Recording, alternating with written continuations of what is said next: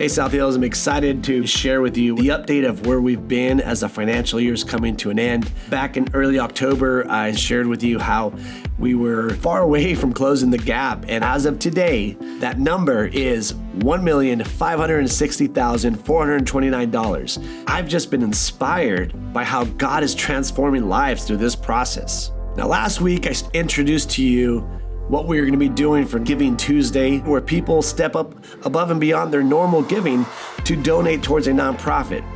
This year, we want to dedicate all of our above and beyond giving during the week of November 27th through December 4th towards closing the gap on that National Giving Tuesday.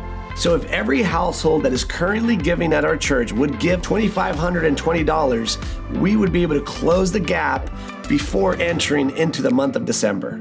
Now, we understand that every household is different, and we also understand that it may not be possible for every household to give $2,520. But we wanted to put a number in front of you so you know what it would take. As I've shared before, I'm never going to ask our church to do something that I'm not willing to do myself. Through this whole process, my family and I, we've increased our tithing, and on this Giving Tuesday, we're also going to step up, and my family is going to give. Now, let me just pause and say this is a stretch, but what we know is that we cannot outgive God.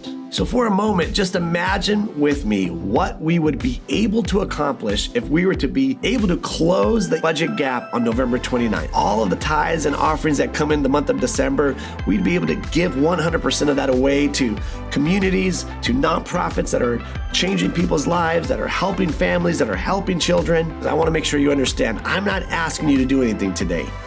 What I am asking you is to ask God, what would He have you give on the Big Give Tuesday?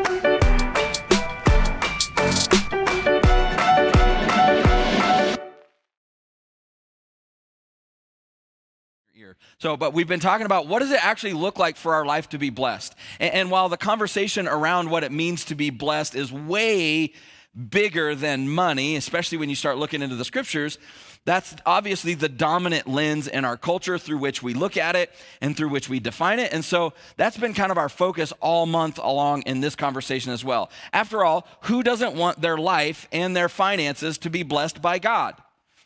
All of us do.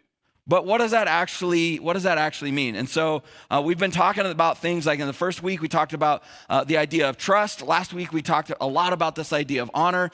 And today, I actually want to step into a conversation about meaning. Now, I don't know, does anybody ever play the what if we won the lottery game? Anybody ever play that? Of course you do. Everybody plays that.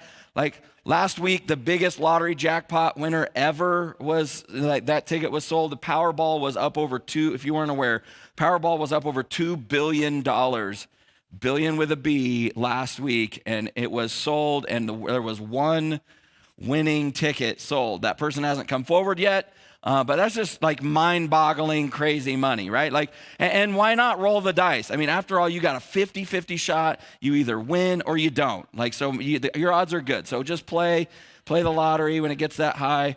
But none of us fantasize about practical things, right? Like, we don't think about how amazing it would be. We don't think like, if I just won the lottery, like, can you imagine taking the truck and going to the gas station and being able to fill up and not worry about it and just be like, I'm all about that premium, right? Those are not the things that we dream about. None of us think like, man, if I won the lottery, like I would ditch Winco and head straight to Whole Foods, right? Or I'm buying beef instead of pork when I'm at the store. So I'm kind of ashamed to admit, but like year and a half ago, I started changing a lot of how I was taking care of my body, started changing a lot of things that I was eating, started eating a lot more fruit. And I realized like I would eat fruit if somebody else did all the work for me. And so one of the things I do, like we shop at Albertsons, and like I'll eat grapes if someone else plucked them and put them in a container for me because buying a bunch of grapes and having to pluck the grapes myself is just too much work, and I won't eat it. There's too much time between I want a grape and when that grape is in my mouth, because it's just like, oh. And so we buy, and it's so much more money, and I'm embarrassed to say this because my wife doesn't care. She'll pluck her own grapes, but we buy these pre-packaged containers where they just went over, you could tell they just had a produce person grab the grapes off the thing and pick a whole bunch of them and put them in a bucket. But none of us dream about doing that kind of stuff when we win the lottery, right? But those aren't the things that we think about. No, we think about all the stuff we'd buy that we can't afford, or the places we'd go that we can't afford to go to, or the things we'd do. Maybe we think about the people and places that we'd leave behind and ditch because, well, we can afford to leave them behind now. But I had a different game I wanted to play with you this morning. Let's say that you wake up tomorrow morning and you discover you have an extra checking account at the bank in your name. And in this account is all the money that you've ever wasted in your entire life, all given back to you, right? So think about it. Like all the money that you've ever wasted, the money that you consumer debted away, or that exercise equipment that you bought but hardly ever used, or if at all, it just kind of has clothes draped on it now, or all the gadgets or the gimmicks that you sort of fell for, all the things that you bought that turned out to just be junk or scams, right? All the whatever happened to that one thing, or that you only wore it once, money that you ever spent, all the money for all the stuff that's in your junk drawer, in that spare closet, or that's piled, in your attic or in your garage, or that's filling up a storage unit this morning, right? All of that stuff, the stuff that's just kind of waiting for you to either throw it out or you to pawn it off on somebody else at a garage sale. All the money that you bad habited away, stuff that maybe you probably shouldn't have eaten or drank or, smoked or whatever, just all that. You just have all of that. And the account is full of all of that money that was wasted on all of that stuff. I don't know about your life, but we're talking about a pretty sizable, I guess if the longer you've lived, the bigger that account would have been, be filled, right? By the way, Lisette, I am not that old, all right? And my wife is older than me. That's all I'm going to say, okay? Wow, that was a lot of booing. Listen, it's Lisette's fault. She made the joke, all right? But I don't know what your life is like. For me, that would be a pretty sizable chunk of money. But here's the catch, right? The only thing that you could do with that money is give it away. And you could decide where you don't want to give it away all at once, or you could give it away all, over time or whatever. That would actually be kind of fun, right? If you could have all the money back that you wasted, and even if you just still had to give it away, that would be kind of fun. I love Dave Ramsey's quote. Dave Ramsey says that giving money away is the most fun that you can have with money. And I just love that idea. Or I don't know if you've ever had this experience. Have you ever gone through all the stuff of a grandparent or an older family member after they're gone? And even if they left instructions, almost all of it gets sold or thrown away, right? There's some things you keep, there's some things that mean things, some things that are worth something, but almost all of it gets sold or thrown away or given away or moved, and nobody has the heart to tell them when they're alive, right? I don't want your junk. When my wife's grandparents, Momo and Popo, they lived into their 90s, and they lived in the same house for 70 years. They had a lot of stuff that they'd accumulated in that house. Excuse me. And it meant a lot to them. They had this one bedroom that I'd known them since I was 12. No one ever went in this bedroom. It was just full of stuff. And there's just stuff everywhere. And they'd lived through the Depression, so they didn't get rid of anything. And they recycled straws and little baggy, there's all this other stuff in there. It was just filled with all this stuff. And when they were getting towards the end of their life, it was what is going to happen to all this stuff? And so her mom started going through it and trying to give it away and pawn it off on all the families. We don't want this stuff. What is this even from? This is 70 years old. We don't need this. See, the truth is a lot of what we spend money on now almost always ends up being an imposition either on us or on someone else or somebody we love later, which kind of feels like the opposite of a blessing if we're being honest. And yet it's the track that we're all stuck on in our culture. So what is it that actually gives our lives meaning and significance?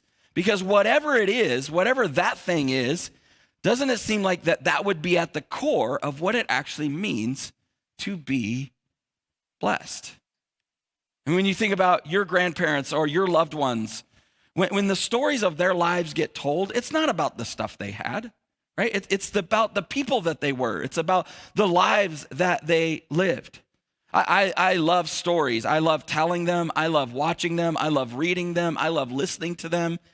And one of the things that I've been absolutely convinced of in my life is if there's a part of a story, if there's something that is happening, if it wouldn't make a meaningful story, it's not going to make a meaningful life. And that's true in all kinds of ways, but maybe most specifically when it comes to how we handle finances. And I think that idea is at the heart of what it actually means to be blessed. So there's a story in Jesus' life in the New Testament that doesn't have anything to do with money, but I actually want to take you into this story because I think it actually speaks into this conversation in a really unique and profound way. So it's one of the most famous miracles that Jesus ever did. In fact, there's only a few stories about miracles that Jesus performed that actually appear in all four of what are known as the Gospels: Matthew, Mark, Luke, and John, the first four books of the New Testament. They were authored by or written by the people whose name is on the books, right? And each of them had sort of a different agenda with what they were writing and why they were recording the things they recorded. And so they have very different moments that they've recorded from Jesus's life and different conversations, but there's obviously overlap, and there are a few stories that are shared between all four of them. And this moment was such a big deal. All four of those guys told this story. We're going to actually read the account of it from Mark. Mark chapter 6, verse 30. It's a moment where Jesus fed this giant crowd. And this is what it says in verse 30. It says, "The apostles returned to Jesus from their ministry tour and told him all that they had done and taught. And Jesus said, 'Let's go off by ourselves to a quiet place and rest a while.' And he said this because there were so many people coming and going that Jesus and his apostles didn't even have time to eat. So they left by boat for a quiet place where they could be alone. But many people recognized them and saw them leaving. And people from many towns ran ahead of them on the shore, along the shore. And they got to the other side. They got there ahead of them. So Jesus and the disciples, they step off the boat. And Jesus saw the huge crowd. And he had compassion on them because they were like sheep without a shepherd. And so he began teaching them many things. And late in the afternoon, his disciples came to him and said, 'This is a remote place and it's already getting late.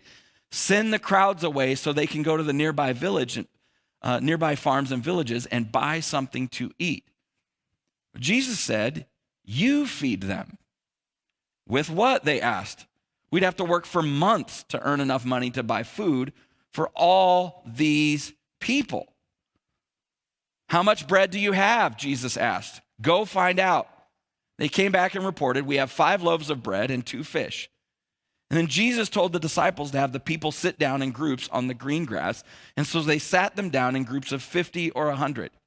And Jesus took the 5 loaves and the 2 fish, and he looked toward heaven and he blessed them.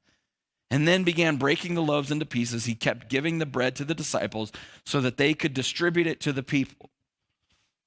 He also divided the fish for everyone to share." By the way, just take note, this wasn't one of those moments where Jesus prayed, and as he's praying and blessing the bread's just multiplying, and they're like, "What do we do with all this bread and fish?" No, he's just breaking it and just feeding people one at a time. The disciples are taking it, and as it's just getting down to the end, it doesn't ever wear out. It just keeps going. It says they all ate verse 42, they all ate as much as they wanted, and afterwards the disciples picked up 12 baskets of leftover bread and fish. A total of 5,000 men and their families were fed. So a couple things about this story. First, this crowd was massive. As it says at the end, it was 5,000 men, but that number did not include their families. And so historians actually place the number somewhere between 15 and 20,000. I mean, that is a massive, massive, huge crowd to feed. And they're hungry. And Jesus is so captivating, right? It says that he preaches all day long and nobody eats.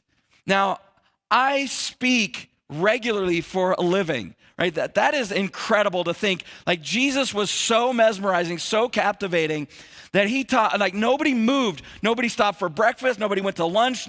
It's dinner time. They haven't eaten. There's another moment where this happens where Jesus feeds another crowd. They're different miracles. But those people, it tells us that they hadn't eaten for 3 days as they're just following Jesus around. Like, I can't believe that, right? Because chances are there's somebody sitting in here right now going, where are we going to eat lunch? Right? I wish Chick-fil-A was open on Sundays. Right? Or, like, what are we going to hit up? Where are we going? Pancakes. Right? That you're already thinking, you're already planning. These people sat and listened to Jesus all day. They didn't eat. And as the day wears on, the disciples come to Jesus with a problem. And they're like, Jesus, it's late. Like, we plan to come over here by ourselves, but this crowd of like 20,000 people's here.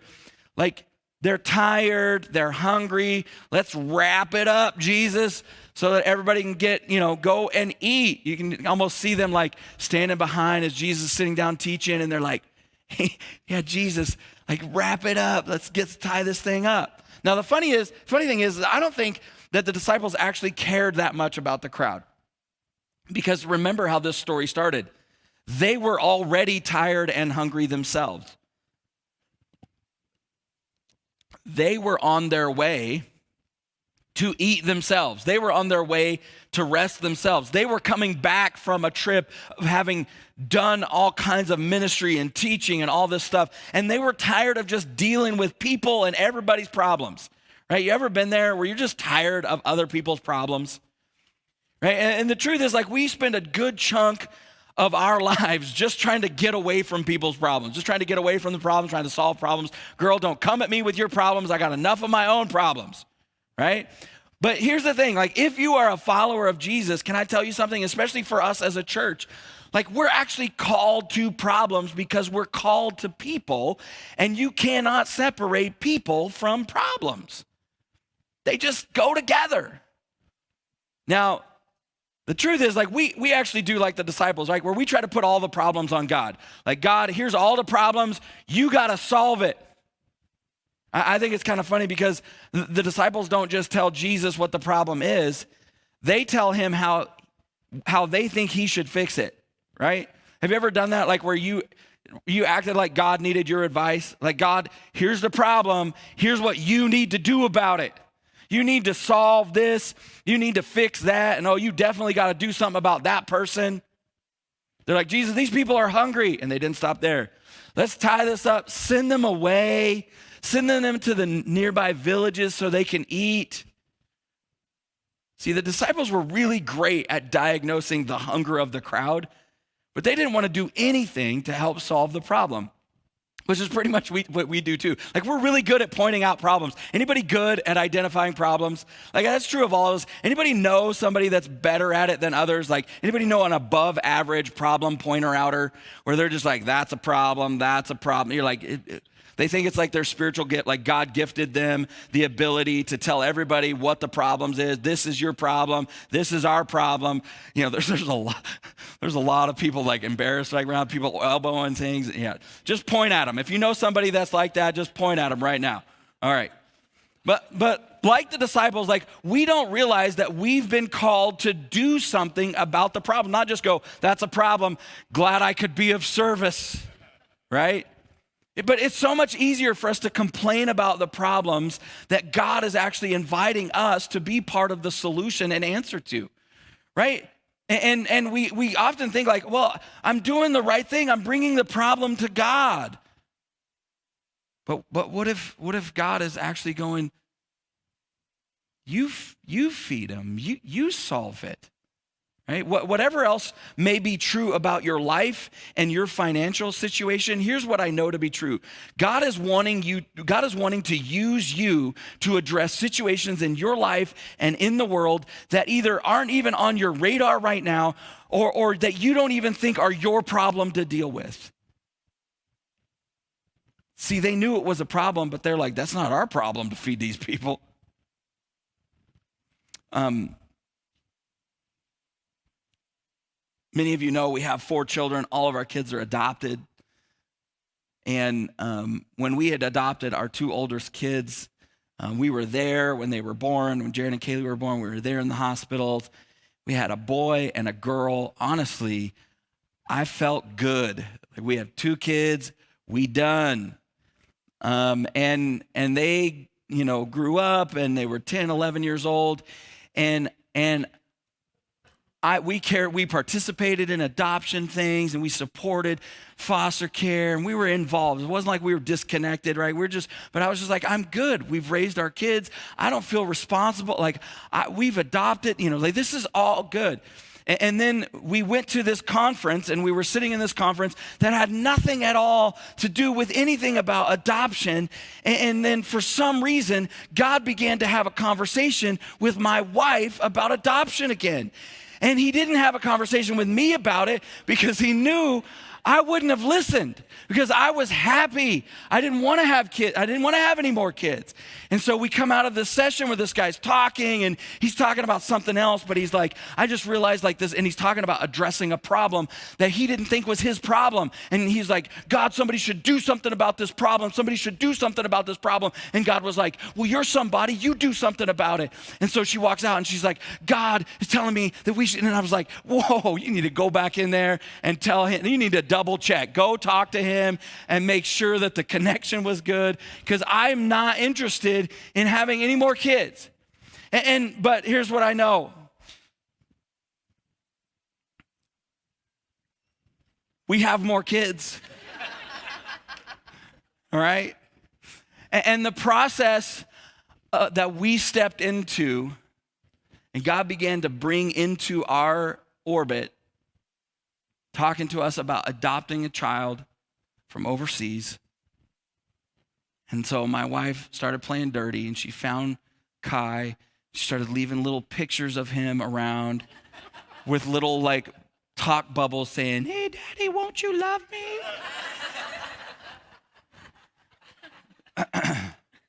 He was only like, we had just baby pictures of him at the time.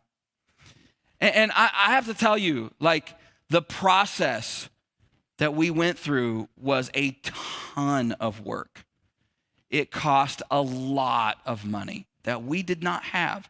And part of the reason why I was like resistant was because like we had already spent tens of thousands of dollars adopting 2 other children. I'm like, and now we're gonna fly to China? And do you know how much where do you think this money's gonna come from? Right? And so as we got sucked into that and God began to put that on our radar and was like, you do something about that, it was a ton of work. It was very inconvenient to my life. It was very inconvenient to our finances. But I have to tell you, being Kai's dad is one of the best things that's ever happened to me. When we got to China and we sat in this room at the agency and they brought in, we had to wait because he was 2 hours away, and they brought him in and he was asleep and they laid him in Hansi's arms and through the interpreter, because we were like, oh, he was like 3 and he was asleep, and through the interpreter they saw us like fawning over him and they said, don't be fooled. He's very smart and he's very naughty. I was like, whoa, I think we got the wrong kid. But God is wanting to do things in your life and through your life to address problems and situations that are not on your radar or that you think, that's not my problem. And so Jesus turns it around and he puts it back on the disciples and he says, you feed them, which I think is really annoying, like if you're the disciples. right? He's like, okay, Jesus, right? But it's also really important, and this is why, because I want you to see this, that Jesus actually cares, right? In fact, he cares more than we do. Jesus cared more about what they were going to do and how they were going to eat and the crowds that were there way more than the disciples were pretending to care.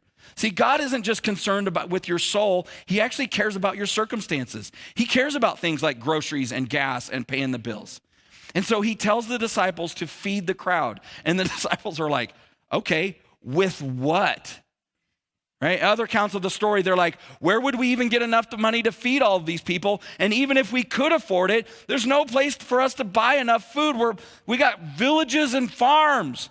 They don't have enough food to feed 20,000 people, which exposes their logic to begin with, right? Because they're like, send them over to the farm so they can eat. Right? And so Jesus is like, how much bread do you have? And I think this is really important. Because I think this is a moment where Jesus is beginning to lead them to this place where God's saying, like, you don't need everything you think you need to make a difference. You can make a difference with what you already have.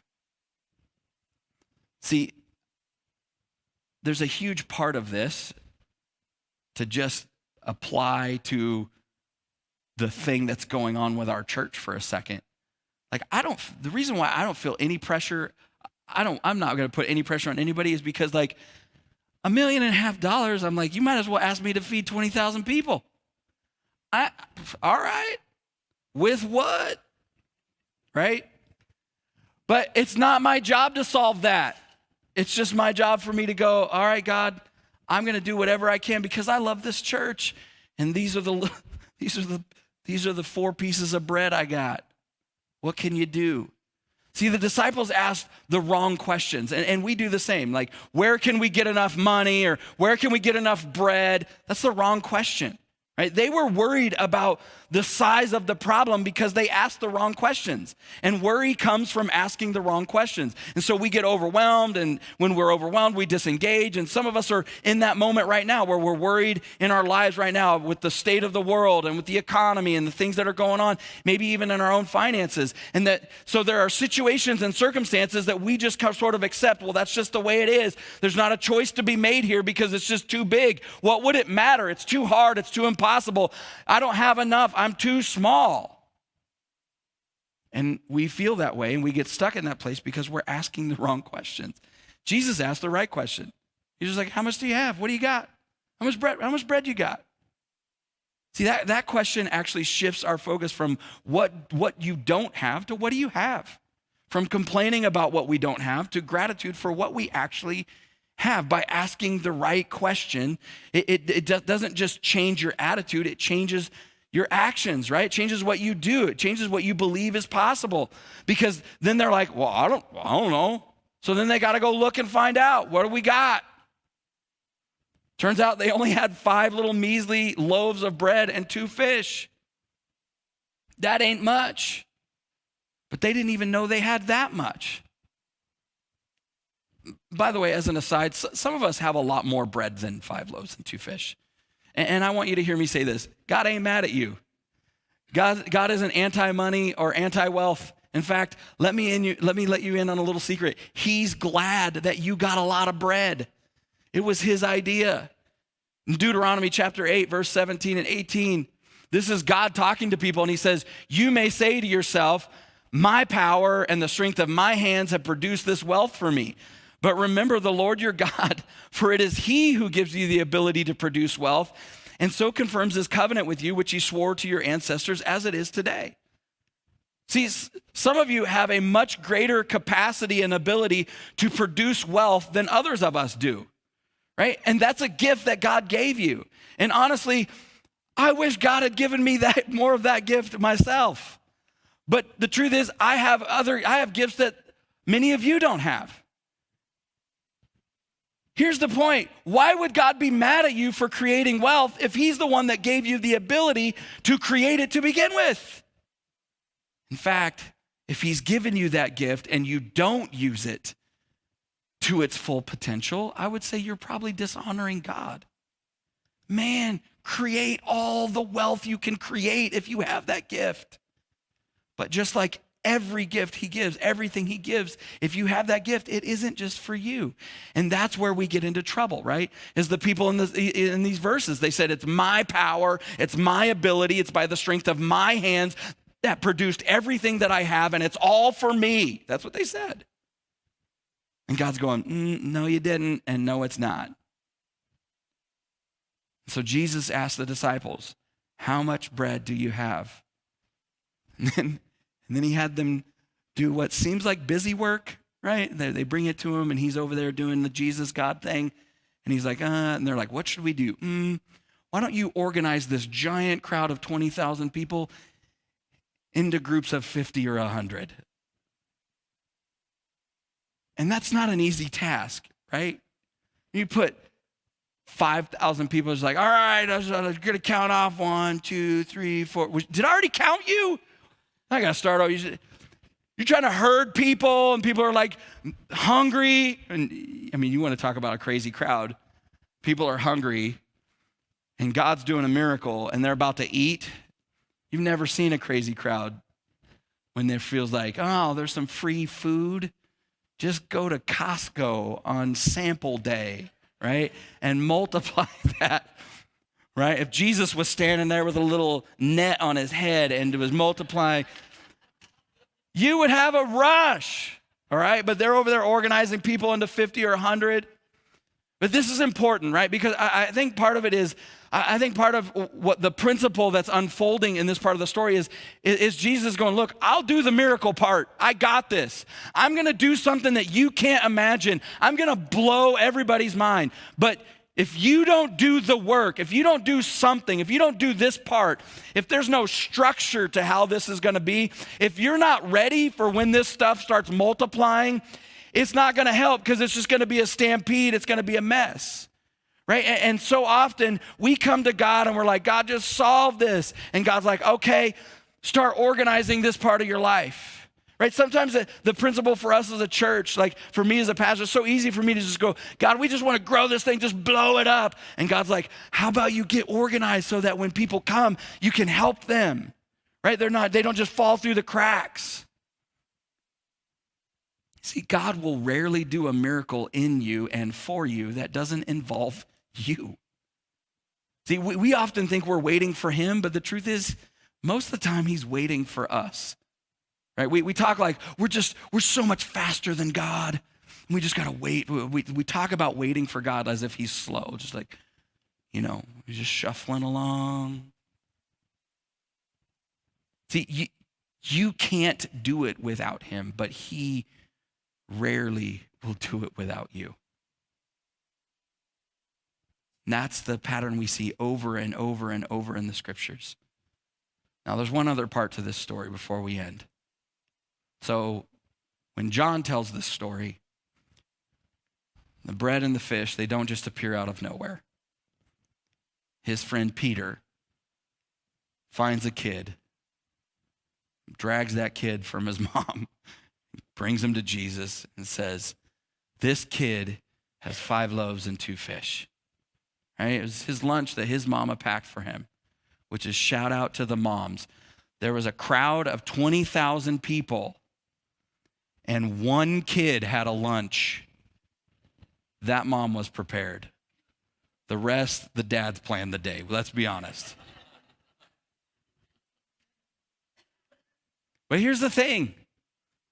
That kid did not have to give Jesus his lunch. He could have eaten it and nobody would have known. And honestly, nobody would have even been mad. Even if after they knew, they brought him up, this kid has 5 loaves and 2 fish, right? He just starts slicing the bread, slicing the fish, making his little fish sandwich. And he's just like, this is a cool problem that y'all have because I got some lunch. And he's just eating it right in front of them. Right? He could have done that. And who would have blamed him? Nobody would have been mad. It was his food. But here's the deal. If he had done that, he would have missed out on being a part of one of the greatest miracles that Jesus ever did. One of the most incredible stories that's recorded in all of Scripture. He could have eaten. He could have. Think about you giving away what little you have in that moment if you're that kid. all I'm going to do is feed like 2 dudes. I'm going to eat this. But everybody ate that day when he placed it in Jesus' hands, and they all benefited from the miracle. Right? Everybody got to benefit from the miracle. But that little boy, he got to watch God do his thing up close with the thing that he gave him. See, the truth is God shows up most significantly where we show up most generously or most compassionately, if you like that word better. And it's not incidental that he gave it willingly. Because you can read all through the scriptures and you can disagree with the things God says about money and all. But here, I'm here to tell you, God isn't interested in trying to wrestle away money and resources from people who are unwilling to give it. He's not. And honestly, neither am I. Neither are we as a church. See, I think Jesus was going to do something miraculous, and he was going to feed that crowd whether that kid gave his lunch or not. He'd have just found another way to do it. God can do everything that needs to be done with those who are willing. So if you're in that camp of just like unwilling, totally fine. Nobody's trying to twist your arm or wrestle anything away from you. But God simply invites the willing to bring what they have and be a part of a bigger story, something that actually matters. In Ecclesiastes chapter 4, King Solomon wrote these words. He says, 2 are better than 1 because they have a good return for their labor. And he's not talking specifically about money per se, but think about the implications of what he's saying, right? Just think about us as a church. The reason we can be here this morning, the reason people here can build into your life and pray for you and love you, the reason why there are people that volunteer and build into your kids' lives, the reason why we can have a time of worship like we did this morning, the reason that there's a place that serves as a sanctuary in the middle of all of the chaos of life is because other people have been building a world that is bigger than just their own needs. They've been building a world that was big enough for your needs and for my needs. We're here because a bunch of people decided to not eat their bread and fish alone, but to put it in God's hands. They chose to build a community that was big enough to meet all our needs. They chose to take what God had given them and place it back in his hands and let him bless it, let him distribute it, and we're the beneficiaries and we're the recipients. And at some point, we actually get invited into that same story for our turn. Because that's the exchange that God invites us all into.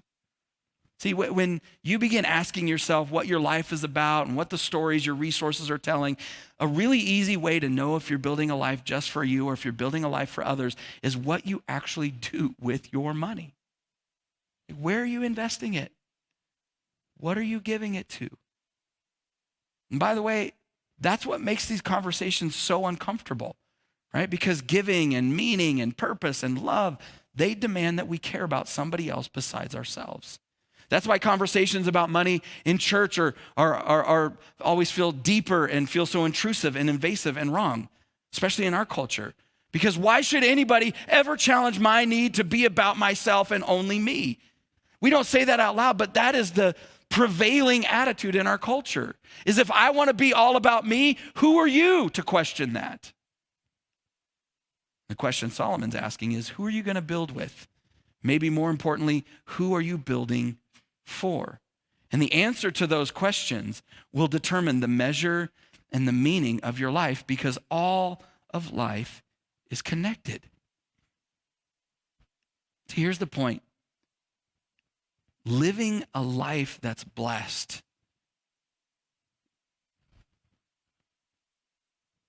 We can talk about what that might mean and how you get there. But I think at its core level is the result of participating, giving, being a part of bigger stories that are being told, and not just spending all of our resources on getting better stuff for ourselves. Get better stuff for yourself. But if it comes at the expense of you using some of that to participate in a bigger story, And it's hard because we live in an upgrade culture, right? I remember how powerful and prevalent this came crystallized for me, because back when when I bought my iPhone 6, I walked out of the store and I saw someone that had the Max. That was the first version where they made the bigger, and I didn't go with it because I was like, I'm gonna just get the, and I saw it and I was like, oh man, I made a mistake. And I couldn't wait to upgrade my phone, my brand new, straight out of China phone. Right, but that's the culture we live in. This TV's all right, but I can't wait to upgrade it. This car's okay, but I can't wait to upgrade it. This marriage is all right, but I can't wait to upgrade it.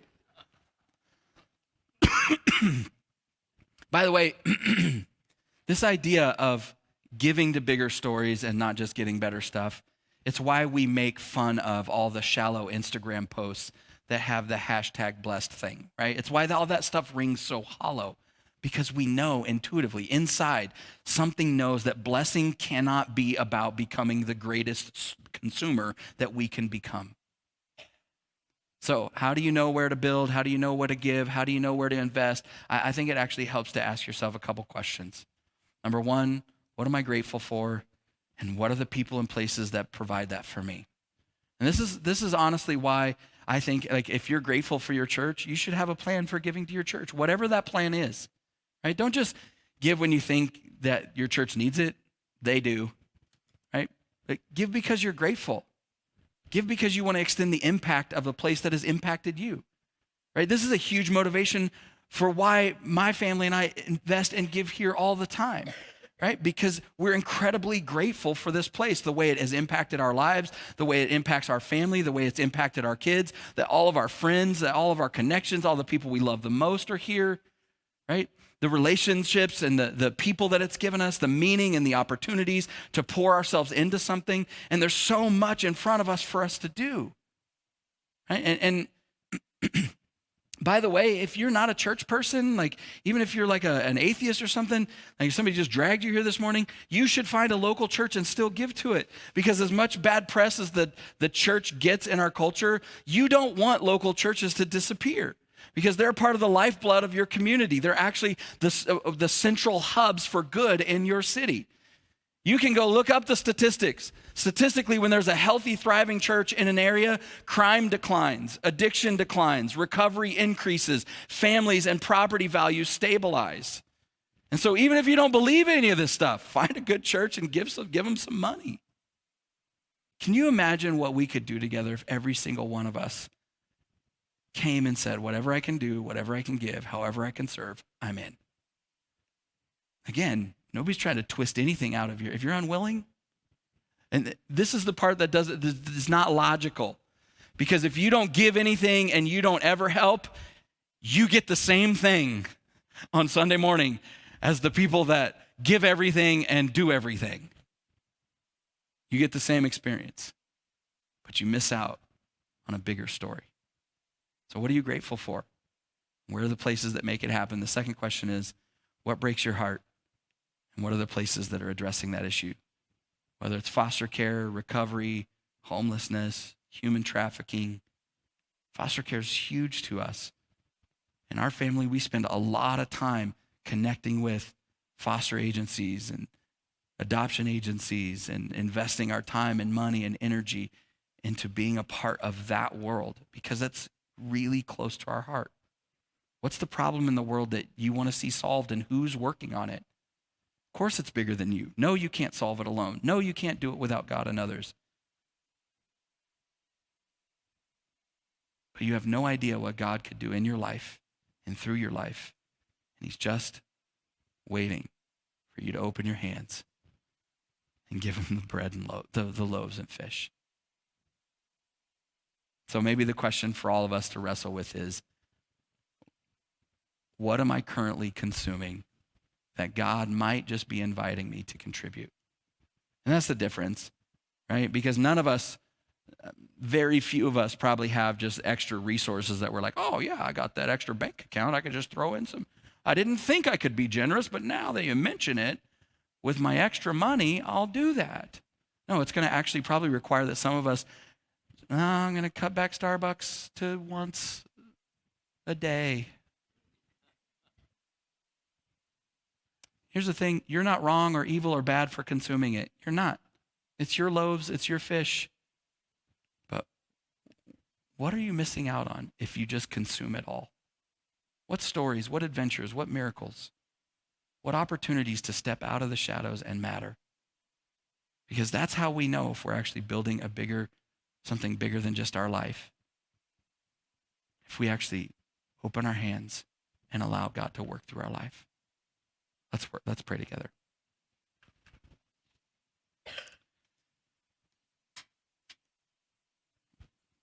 God, thank you for this story that's so powerful and beautiful, the way that you did something so unexpected. And Lord, all of us in our spiritual relationship and our journey of faith, God, that's really how you've worked in all of our lives.